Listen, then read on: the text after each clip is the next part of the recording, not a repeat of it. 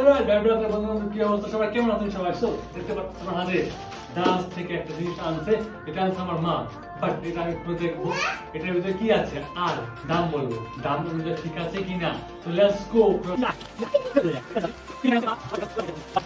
সব থেকে বেশি মজা এটা ফাটাতে। এই যে টিফিন কারি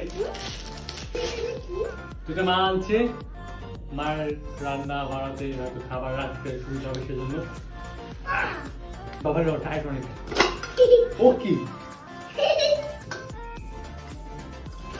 ইয়া আরেকটা। ও বাবা দেখাই, চারটা আছে বুঝছো। এটা কি বাবা? এটা জানতে, এটার দাম হয়েছে তোমার 597 টাকা।